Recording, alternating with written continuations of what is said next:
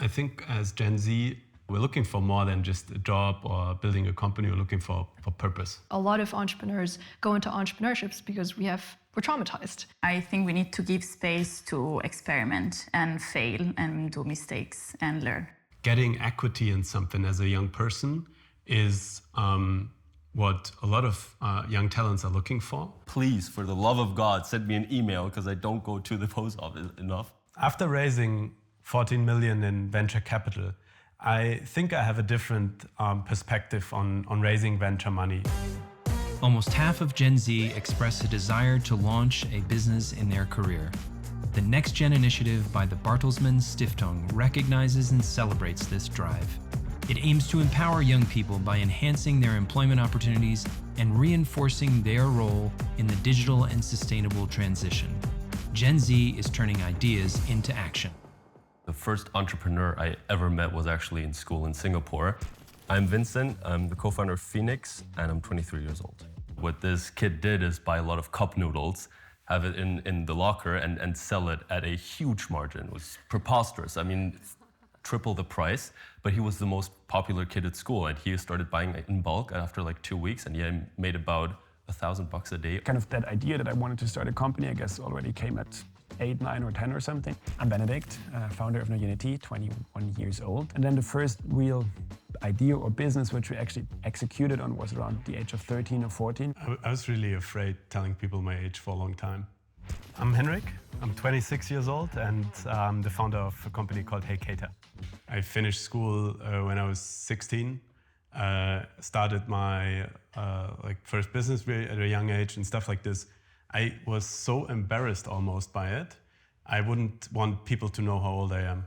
For me, I was similar to you. I was really scared to reveal my age. I never told people.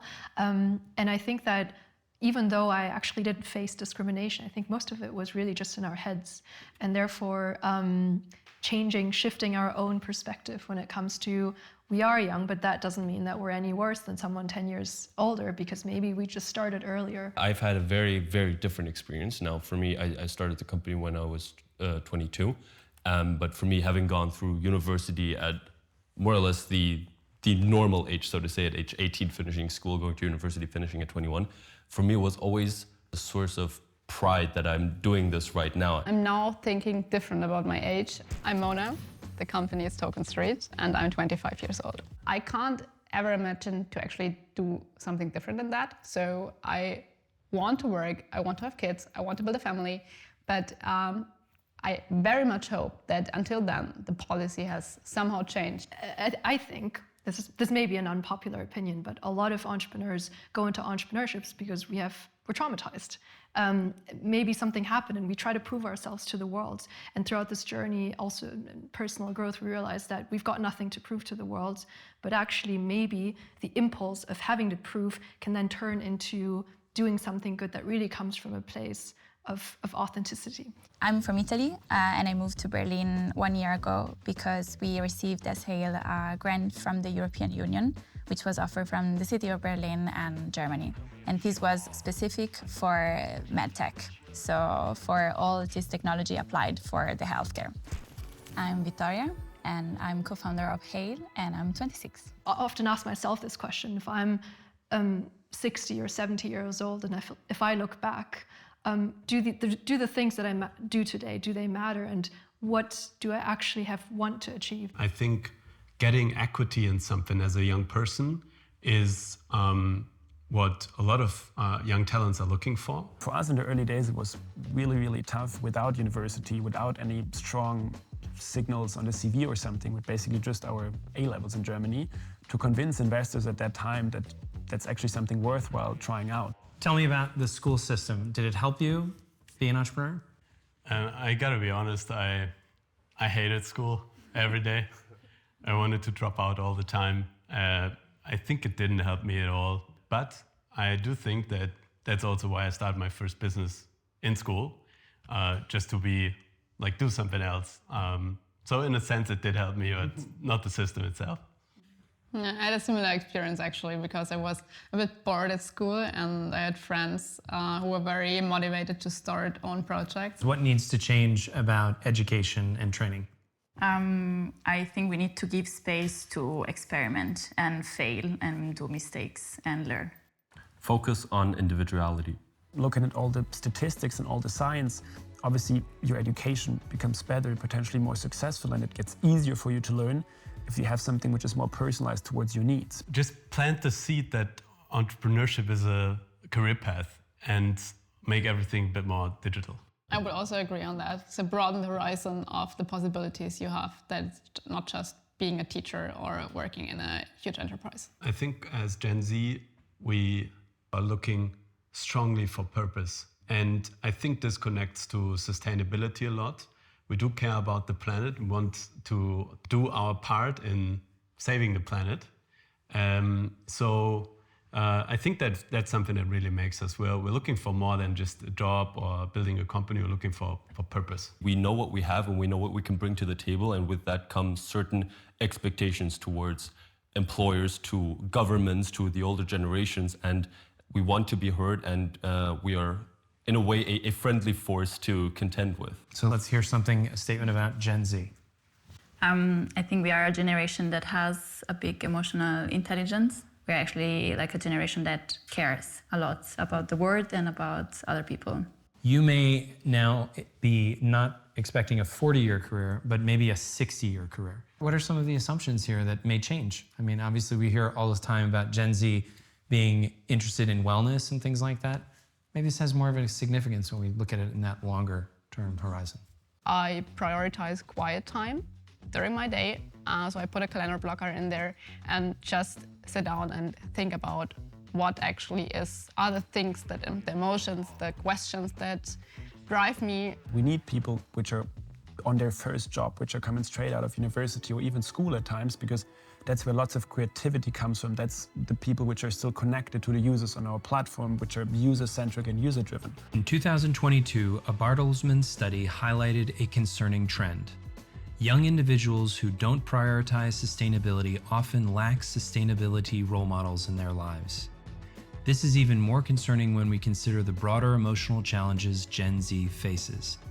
A 2023 Deloitte study found that nearly half of Gen Z experience regular stress or anxiety, and a staggering 52% report feeling burned out. Now more than ever, there is a demand for work-life balance and a stronger system of support. So what is it that you've experienced that you felt vulnerable, and how'd you come through that? What sort of things, what sort of pieces of advice would you give to others? Be honest about the things that you don't know and can't do, and ask for help, because especially within Sigma, help is a phone call or a very brief text message away. I'd say actually be yourself, because in my experience, especially when I started out very young, I was trying to be someone I wasn't. I was trying to be older than I was. And I think that actually creates friction. So just be yourself, be honest, and people will appreciate the authenticity. It's okay to fail. It's hard. It's a process to get there, to accept it. I'm not sure if I ever will. I had the situation once within the company that in my family we faced a lot of struggles, and I was transparent with the team about it because I knew it affected me in my daily work, and I wanted to let them know so they can actually understand a bit better maybe why I'm acting in some ways. I think for me to tell them, it got us even more together as a team. Then also in the end afterwards, people also showed more of themselves and more of their emotions, and I think it was actually one of the best things. I would say show vulnerability also to yourself. So really take time to take care. This philosophy also that you need to give a lot for your company, that you need to push a lot, but at the same time you will never be able to do it if you're not completely there, if you don't take care of yourself. So yeah, take also care of your vulnerability. We want to have skin in the game. We don't want to be in the traditional work relationship that is very hierarchical and where we're just exchanging time for money. So I think it plays a crucial role. In Germany, unfortunately, it's quite difficult to incentivize talent through stock options, for example. The taxation is very disadvantageous. It is also quite complicated in the technical execution. I raised about 14 million in venture capital. After raising 14 million in venture capital, I think I have a different perspective on raising venture money for the future. And this is mainly because I realized that raising funds from investors, selling a part of your company to investors, can create a lot of pressure on you as a founder, and it can also restrict you in many ways. I'm really not a huge fan so far of the German venture capital scene. It feels like they want to invest in early stage startup but have the risk tolerance of investing into treasury bills. A VC analyst actually asked me to present them with a cash flow forecast until summer 2030. And I said, okay, I can also write you a poem if you like. That will be as I didn't say it back then because, to be frank, I was really not that confident. In public policy, I think what we really need to change is the level of bureaucracy that's required to apply for state funding. I think there's enough capital.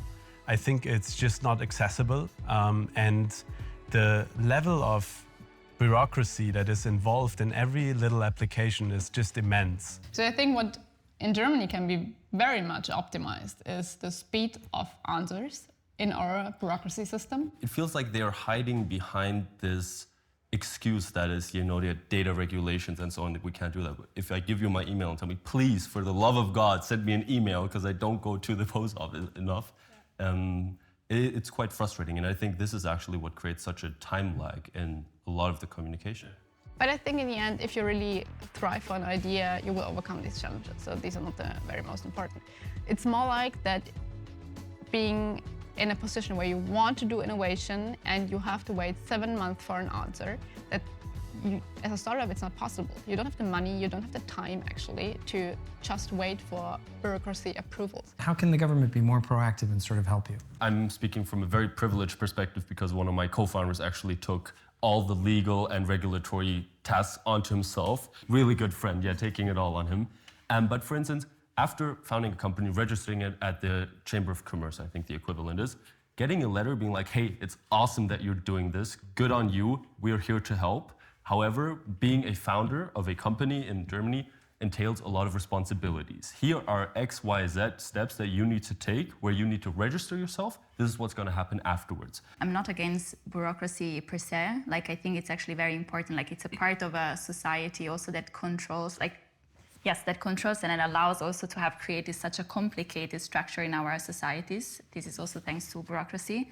But when we think about the word bureaucracy, we all think about something very lame and very slow and a lot of papers. And I think it doesn't need to be this way. My company is a US company, right? So my co-founders are in North America and I live in Germany currently. And so I really feel like there's a big cultural difference, right? A mindset difference. So Germany, I think, is notoriously known for being a bit more conservative, or maybe even Europe. And then in the US, you see there's much more appetite for risk. It's easier to start things, get things going. And it also made me think of the topic of failure, right? Because in the US, I'd say more in Silicon Valley, but failure is almost being encouraged, right? So, okay, you fail fast, and then you just start over again. But in Germany specifically, it's almost, it's your biggest fear, right? If you fail, then suddenly your image or reputation gets damaged. And so tell me about, activism. I mean, would you define yourself as an activist? Are you an activist for and advocating for access to finance, or that is where do you find those roles? I never thought of myself as an activist. The word entrepreneur describes it much better. If you are trying to disrupt an industry or just rethinking something, right? I mean, not just from a technological perspective, but even just trying to innovate certain gears of the motor or the wheel that is your industry. It requires visionary thinking and a lot of conviction. And I think that is the common denominator between the two.